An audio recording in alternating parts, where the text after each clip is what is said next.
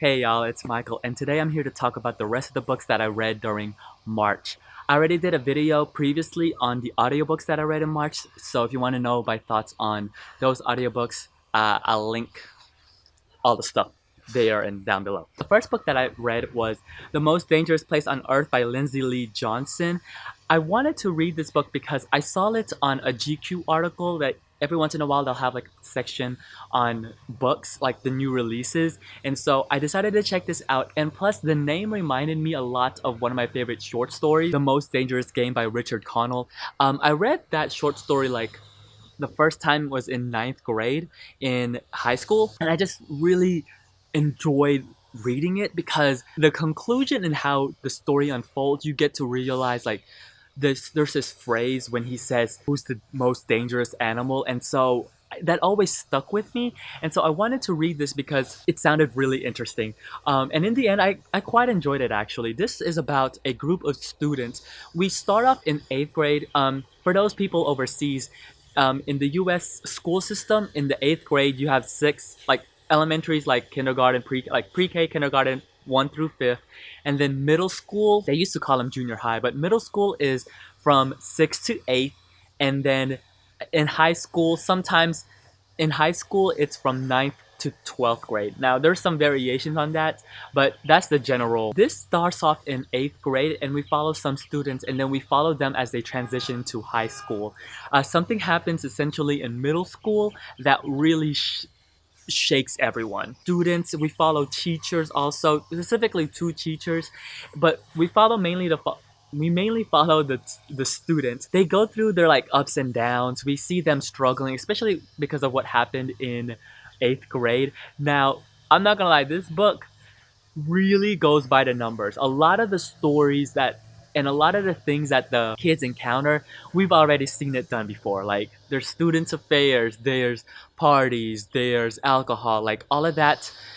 Everything you've ever read, seen about like the high school student thing, it's been done here. Bring anything new in that regards. This book does really well is how Johnson is able to layer the story and lead the reader in a way that and they feel very familiar. There's some surprises, and the way that it's written is really enjoyable. It has this pacing to it because we do switch back and forth between the characters, and that's great because as we switch back and forth between these characters, the story really does start to layer and you see these different perspectives and how things start to intertwine. Really enjoy a lot of the themes and conversation topics, and you can see some of the themes like in your face. A lot of them were in your face. Like I really enjoyed the theme because we follow a teacher and she's one of those new age teachers, I guess you could say. She doesn't exactly follow the rules of like by the book type of teacher. She has more of these she's more of that teacher that like you really understood as a student. And so I really love her approach versus when she's at the dinner table with some of her colleagues, how they themselves look at students, and then how she perceives them are two different spectrums. But then something happens and you can really see her changing. I really like that, and there's a lot more themes that the that the book covers, and I think she does a pretty good job of touching on these themes, talking a little bit about them, but then it feels as though, for me anyways, that it was up to the reader to really decide on what she's trying to say. So I really enjoyed it. I gave it a 3 out of 5. The next book I'm not going to talk a lot about because I really didn't like it, which is Every Exquisite Thing by Matthew Quick. He's most famous for the Silver Linings Playbook, and I have not read that. So this is a book that we read for my YA book club. Like, it was one of them, and man, I did not like this. This book is about Nanette, who basically discovers the love of this book from her teacher called The Bubblegum Reaper. It gave me a lot of Catcher in the Rye vibes, so that's the beginning. Really, like, you really get that vibe, and I really enjoyed it. And so I was so excited for that aspect because in case you don't know, Catcher in the Rye is one of my favorite novels. Like, I love that book so much. Someone who is a loner, who sees the world really different. So what happens in this story is that Nanette discovers that she really loves the Bubblegum Reaper, and then she also discovers someone that also enjoys the Bubblegum Reaper, and then she also discovers the author, and we go from there. And I felt like this book tried too hard. It's like Matthew Quick was punching you in the face, telling you like, this is what you need to know, pushing these themes on the reader, and it was just like too try hard, and it just felt, for me, it felt fake.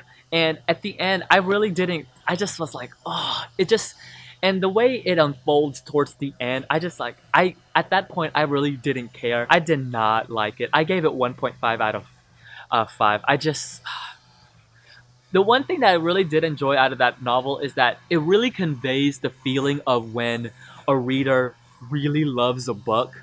I can, I really related to Nanette in that regard, because I can really see how you can love a book with that much passion. So yeah, but I would not recommend. I did not like it at all. The next book that I read was The Glorious Heresies by Lisa McCartney. So I wanted to read this book because at the time when I saw it at my library, the Bailey's Prize long list was just announced. This book won last year's Bailey's Prize, so I was really excited to read it. One of my favorite books last year was A Brief History of Seven Killings by Marlon James, which for some people I saw that they were comparing that book to this one, and I was like, oh my god, it's gonna be lit. Like, it's gonna be so good, because A Brief History of Seven Killings is an incredible novel. It was just basically almost like A Brief History of Seven Killings, but in Ireland. And right now I'm watching The Wire, which I love. Like, that show deals with drugs too. And so I was like, oh my god, I'm so excited, because I'm finding out that I'm really enjoying like these drug cops type of drama thing going on. So I'm really liking it. But in the end, I thought this book was really average at best. It just,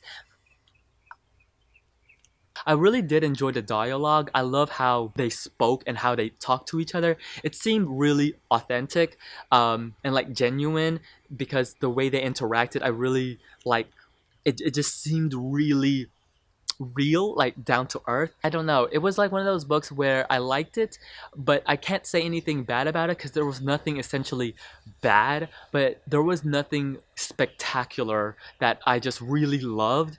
So in the end, it was just like meh. So yeah, I gave it 3 out of 5, and it was just okay. The last book that I started in March, but I finished in April, was History is All You Left Me by Adam Silvera. I was excited for this book because More Happy Than Not is one of my favorite books last year that I listened to, and it is fantastic.